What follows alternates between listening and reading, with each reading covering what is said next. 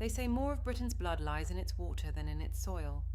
In the black lochs and the grey sea lanes, in the drowned bells and the slow rivers, something is always waiting. 9 tails tonight, and the water is hungry.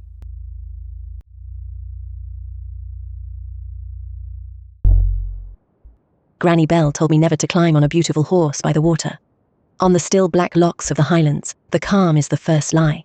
A sleek jet-black horse stands at the edge, water running from its coat. Green weed tangles its mane, and its dark eyes are fixed on you alone. It will kneel and gentle itself and wait until a child climbs up. The moment you touch it, your hands stick fast, and it plunges for the deep. This is the Kelpie, the water horse, and they say it leaves only the heart. Whole families were lost from one loch this way, the bairns never found. The Highlanders kept their children from the shore at dusk, and that is why. Walk a loch today and watch the rings spread with no wind at all.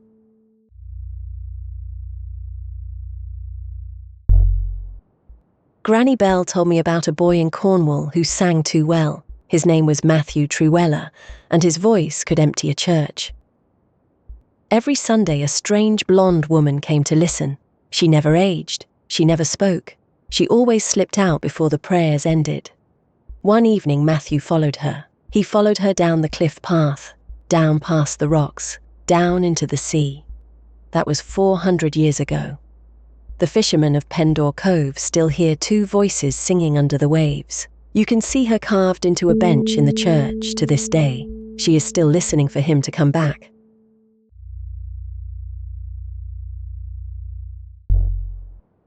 They pulled 3 girls from the bay below Niarbil, each one smiling, each one with sand packed deep in her lungs. On the Isle of Man, they tell of the Glashtyn, who rises from the grey sea as a tall, dark man, dripping and handsome, with a voice like the tide turning. He walks the cliff paths at dusk, gentle and kind, and he listens as no living man ever does. He courts the lonely ones who sit too long at the water's edge. He takes their hand. He leans in to whisper. And that, the old folks say, is the moment to look hard at the hair behind his ear. For if the wind lifts it, you will see them. Pointed, twitching, the ears of a horse. And by then his fingers have closed, and the sea is pulling, and they pulled 3 girls from the bay below Niarbil.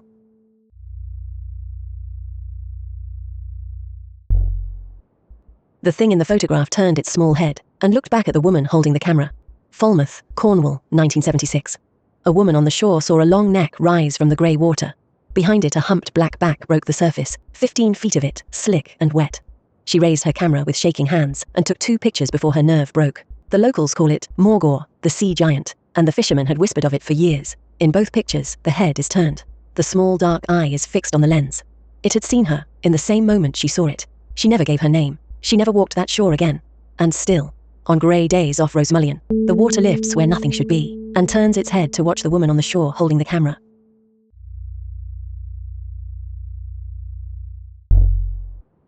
Granny Bell told me about a thing pulled from the River Wear in County Durham. The young heir of Lambton went fishing on a Sunday, which the priest had warned against. What he caught was no fish, eel-like, black, the size of his thumb. It looked at him from the hook, with eyes that knew his name.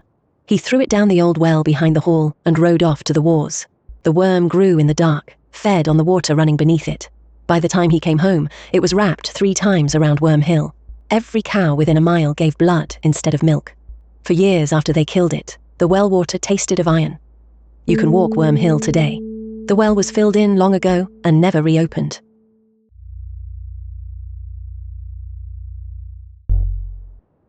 Every Saturday at dawn, they chained 7 girls to a rock and let the sea take them. Orkney called it the Mester Stoorworm, a serpent so vast its tongue could reach the moon, its breath a poison that blackened the crops and killed the cattle. The king bled his own kingdom of maidens, 7 a week, just to keep the thing sleeping. Then a boy named Asipattle rode a pot of burning peat straight down its open throat, into its liver, and set the monster alight from the inside. It writhed for a whole day. Its teeth fell out as it died, and became these very islands, Orkney, Shetland, the Faroes, the ground you are standing on now.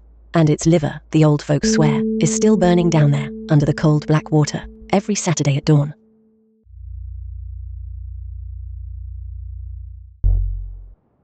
They found the captain's hat off the Cheyenne Isles, but not one man who sailed with him. Sailors call that strait the Minch, cold grey water between Lewis and the Scottish shore. Blue-skinned men sleep beneath it, and wake when a keel passes over their reef.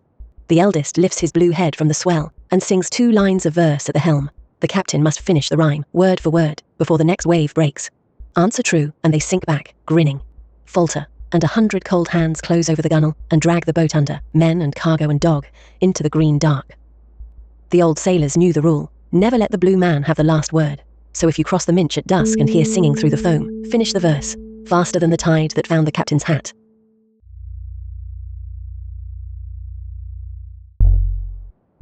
Granny Bell told me about a woman in the Orkney Islands who came from the sea. Her name was Maeve. She had children, a husband, a quiet life in the cottage on the cliff. She kept one box locked in the attic. One night her son climbed up to find it. Inside was a sealskin, soft and grey. Maeve took it, walked down the cliff path, did not look back. That was 80 years ago. Her husband walked down to that same bay every morning until the day he died. You can still find her wedding ring buried in the sand below the cottage. She never came back for it.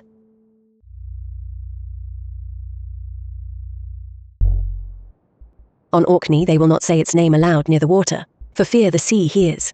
The old folk called it the Nuckelavee, a horse, and its rider grown into one skinless body. You could watch the black blood crawl through its yellow veins, the single red eye burning like a coal. It rose from the salt on the stillest nights, and where its breath drifted, the barley blackened, and the cattle died.